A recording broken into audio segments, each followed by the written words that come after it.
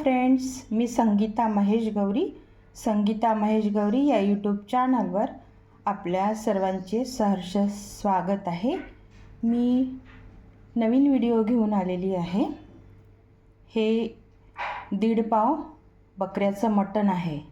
कलेजा वगैरे याच्यामध्ये जास्तीचे आहेत. तर हे मी सुक्कं मटण तुम्हाला बनवून दाखवते. हे मी 2 पाण्याने वॉश केलेलं आहे. मी मॅरिनेट वगैरे काही करत नाही. याच्यावर फक्त हळद टाकणार आहे, सॉल्ट टाकणार आहे, ग्रीन चिलीज टाकणार आहे. हे मटण मी वॉश केलेलं आहे. आता याच्यामध्ये अर्धा चम्मच टर्मरिक पावडर टाकलेलं आहे, अर्धा चम्मच सॉल्ट टाकलेलं आहे, 4 ग्रीन चिलीज खुडून घेतलेल्या आहेत आणि अर्धा कच्चा कांदा टाकलेला आहे. बस याला आता मी उकडायला टाकणार आहे कुकरमध्ये. अर्धा ग्लास पाणी टाकायचं आणि कुकरमध्ये शिजवून घ्यायचं. मटण बनवण्यासाठी हा मसाला भाजलेला आहे. याच्यामध्ये अर्धा कांदा टाकलेला आहे, खोबरं किसलेलं आहे, अद्रकाचा तुकडा टाकलेला आहे, मसाला पान आहे आणि गरम मसाला आहे, धणे आणि जिरं असं सगळं तेल टाकून भाजून घेतलं. आता याची मी पेस्ट करते. मटण बनवण्यासाठी मी 3 पळी तेल टाकलेलं आहे. तेल गरम झालेलं आहे. आता हा कांदा सोडून घेते.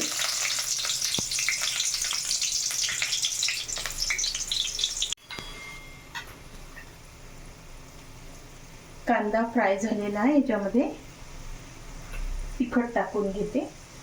1.5 चम्मच, अर्धा चम्मच हळद, अर्धा चम्मच सॉल्ट, अर्धा चम्मच सुरुची मसाला. हे फ्राय करायचं. याच्यामध्ये हा पेस्ट केलेला मसाला टाकून घ्यायचा, असा फ्राय करायचा. हे माझ्या पद्धतीने मी बनवत आहे. माझ्या घरामध्ये ज्या पद्धतीने जेवण बनवले जाते त्याच पद्धतीने मी बनवते. प्रत्येक घराची पद्धत ही वेगवेगळी असते.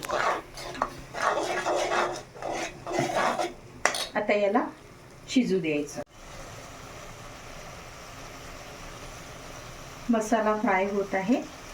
ते मी मटण टाकून घेते त्याच्यामध्ये, म्हणजे ह्या मटणाला सुद्धा तो मसाला लागतो आणि मसाला पण फ्राय होतो. मसाल्याची टेस्ट ही या मटणाला लागते, पीसेसला. बघा, मटण शिजवताना मी कच्चा कांदा का बरं टाकला? कारण की कच्चा कांदा जर तुम्ही मटण शिजवताना किंवा चिकन शिजवताना टाकला तर मटण किंवा चिकन लवकर शिजते आणि चांगल्या प्रकारे शिजते. तसंच हिरवी मिरची तोडून का बरं टाकली? कारण त्या मटणाला तिखटाची टेस्ट येते. सॉल्ट का बरं टाकलं? कारण की त्याला सॉल्टचा पण स्वाद येतो, हळदीचा, मिठाचा सगळा स्वाद येतो. आता याला छान तेल सुटेपर्यंत फ्राय करून घ्यायचं आहे. माझ्या हातचं मटण एकदम भारी लागते. मी मॅरिनेट वगैरे नाही करत. मॅरिनेट करताना ते कच्चं तिखट, कच्ची हळद वगैरे टाकतात आणि मग फ्राय करतात, तर ते त्याची चव कच्चीसर लागते. मी तेलामध्येच सगळं फ्राय करते.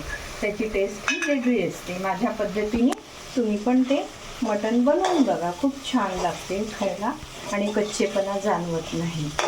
बघा, हे आता फ्राय होत आहे. हा मी आता रस्सा बनवणार आहे याचा. याच्यामध्ये फक्त अर्धा चम्मच सुरुची मसाला टाकला आहे आणि गरम मसाला वगैरे ते तयार केलेला आहे. अगदी तेलाचं प्रमाण कमी केलेलं आहे. मोजक्या तेलामध्येच भाजी बनवलेली आहे. खूप वाळली भाजी आम्ही खात नाही.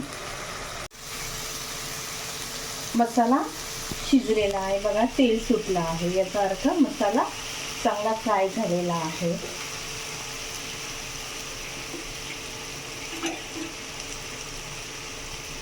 आता याच्यामध्ये हे मटण शिजवलेलं पाणी याच्यामध्ये टाकून घेते.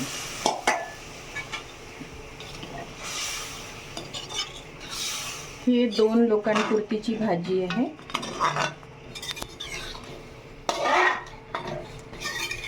आता या भाजीला उकळू द्यायचं. ही मटणाची भाजी उकळलेली आहे. हा रस्सा बनवलेला आहे. ही भाजी आपली तयार झाली. हा रस्सा आहे. याच्यामध्ये आता कोरिएंडर लीव्स टाकून घेतलेला आहे. आपली भाजी तयार झालेली आहे. ही बकऱ्याच्या मटणाची थाली तयार झालेली आहे. हे बकऱ्याचं मटण फ्राय केलेलं आहे. हा मटणाचा रस्सा आहे. तांबडा रस्सा म्हणतात मराठवाड्यामध्ये. हा रस्सा आहे. हे कांद्याची चटणी आहे. ही शरबती गव्हाच्या चपात्या आहेत आणि हे कालीमुछ राईस आहे. अशी थाली मी तयार केलेली आहे. तर मित्रांनो, ही थाली तुम्हाला कशी वाटली ती मला सांगा. मटण बनवलेलं आहे. ती रेसिपी आवडल्यास कमेंटमध्ये सांगा. सबस्क्राईब करा आणि नवीन नवीन व्हिडिओज पाहत राहा. Thank you so much friends. भेटूया नवीन व्हिडिओमध्ये.